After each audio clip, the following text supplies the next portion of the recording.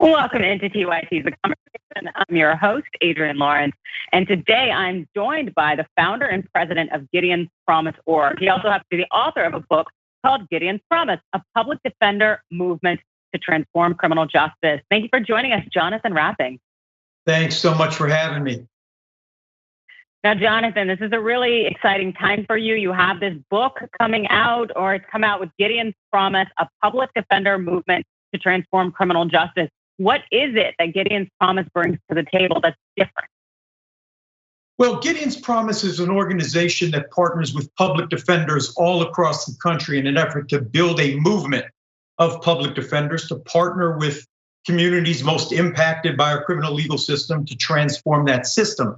And Adrienne, I'd love to point out that I think over the last year and a half, the nation really has been awakened to the fact that Black and brown communities, marginalized communities, suffer incredible brutality at the hands of police. But what remains invisible is that most people survive police encounters. They're thrown into a criminal legal system where they're subjected to a routine violence, an invisible violence, a normalized violence that leads to mass incarceration, that renders people unable to vote, unable to work, unable to return to their homes oftentimes. And it's only public defenders that interrupt the violence in that space. And if we don't fund and support public defenders, we're depriving communities the advocates they need to keep them out of jails, keep them out of prisons, keep them out of basically second-class citizenship. Yeah, and it definitely seems to be something that has come to the forefront, especially with, we saw post George Floyd, the movements that have come up as a result of that. And a lot more people seem to be a little bit more invested or at least awakened with the injustices in the criminal justice system. And so you speak a lot about having public defenders really be the important movers and shakers that really need to be reinforced, bolstered, supported in the system so that they can change it. By what way can they do that? Well, if you believe, as I do, that the injustice that we see in the streets, in the courts, are the result of a 400-year narrative that says some people are others, some people are subhuman, then really the only way we can achieve justice is if we actually open our ears and we hear the stories, we hear the voices of people who have been silenced. Public defenders represent over 80% of the people in the criminal legal system where so much damage is done. And if we can build a movement of public defenders to actually take seriously the responsibility to hear those stories, to partner with those communities, to amplify those voices and infuse the system with humanity, that's going to be critical to changing a culture that has normalized injustice for far too long. You know, it seems to me that the people that it seems that you're suggesting haven't been heard, the Black and brown people that we've been screaming at the top of our lungs for 400 years, it's just the fact that people don't want to listen because maybe capitalism is king, fueling, prison privatization as well as our white supremacy culture. So how could it change in some way? Because I don't think the problem is Black or brown people speaking. It's a matter of getting white people and people in positions of power to actually listen and to care and to see us as humans.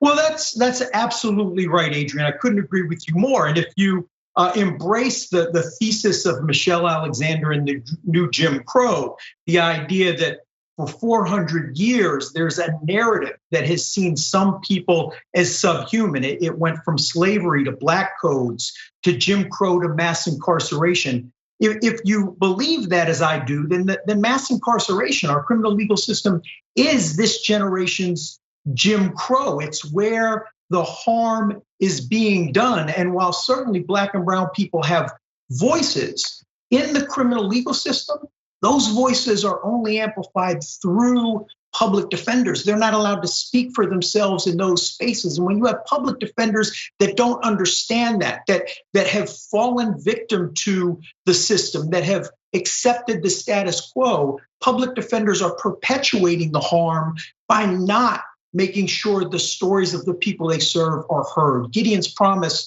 envisions public defenders that see their role as so much more than just protecting individual rights in individual cases. They are the vehicle through which we will bring voices and stories into a system that otherwise is dehumanizing.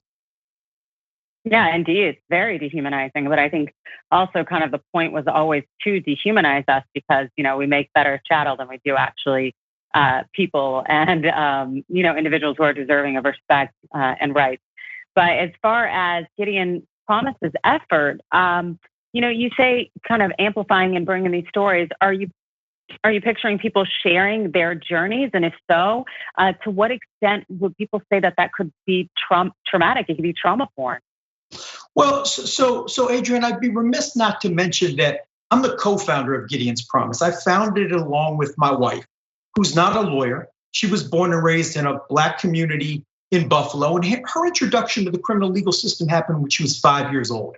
Adrienne, when she was 5, her father was arrested, charged with crimes he committed years earlier. By the time he was arrested, he had turned his life around, was a small business owner, converted to Islam, was married, 4 children. She was the oldest at 5. He was charged with crimes he committed years earlier and given a public defender who never told his story. And without his story being told, he was processed through the system and sentenced to 10 years in Attica. And so my wife grew up knowing her father from behind bars. And something she always said that really is at the heart of what we do at Gideon's Promise is she said, what was even harder than growing up with a father behind bars was coming to the realization that the people I love, most of the men in her life, were impacted by the criminal legal system. She said, come to the realization that the people I love don't matter.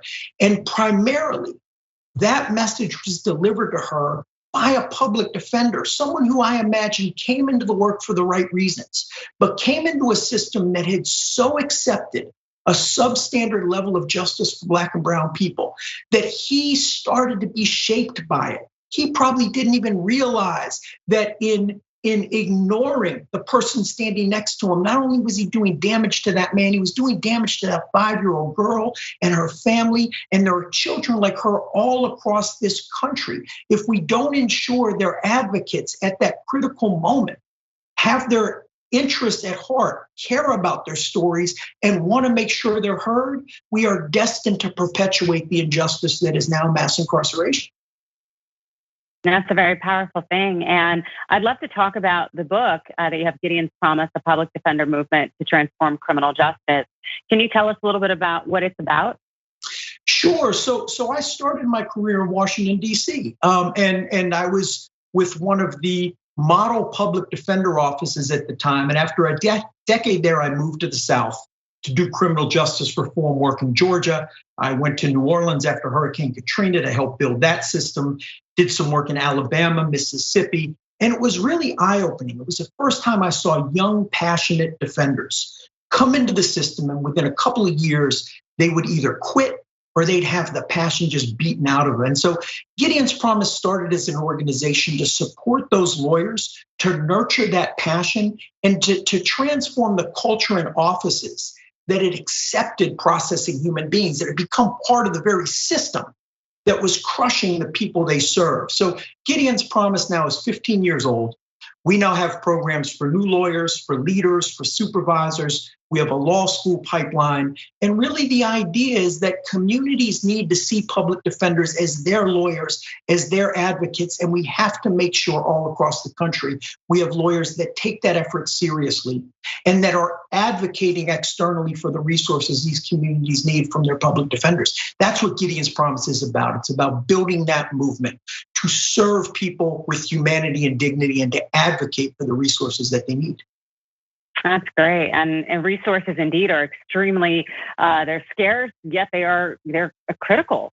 And I know that a lot of public defenders' offices would say that they just don't have the resources, whether it's manpower or, just time to be able to execute at the level that they'd like. I guess, is there something that Gideon's Promise does to help overcome those barriers? Yeah, so I think the first step is making sure that lawyers don't become indifferent, like the man who represented my wife's father. So at the first level, we don't only just train lawyers to be good lawyers, we give them strategies, community, and support to resist the pressure to abandon their ideals. But then we also work with leaders and we work with community organizations to partner with the public defender offices to actually push back against the system. that wants them to be processed. So we're doing leadership development, and we're creating advocates who can partner with and be allies to the communities that really need them. Communities that have seen public defenders as the enemy for far too long. We want to change that so they're truly partners in this fight for racial justice, economic justice, and civil rights. Yes, thank you so much. I really appreciate that. And can you please tell the viewers where they can get more information on Gideon's Promise? Absolutely. So gideonspromise.org is the website. My wife and I are co-hosts of a podcast called Gideon's Promise, the podcast. You can check out the book, Gideon's Promise, the book, Twitter, Facebook, Instagram, social media. Please follow us and send public defenders love whenever you have a chance to talk about them. Thanks so much for joining us, Jonathan. Appreciate you, Adrienne. Thank you. Thanks for watching The Young Turks. Really appreciate it. Another way to show support is through YouTube memberships. You'll get to interact with us more. There's live chat emojis, badges. You've got emojis of me, Anna, John, JR. So those are super fun. But you also get playback of our exclusive member-only shows and specials right after they air. So all of that, all you gotta do is click that join button right underneath the video. Thank you.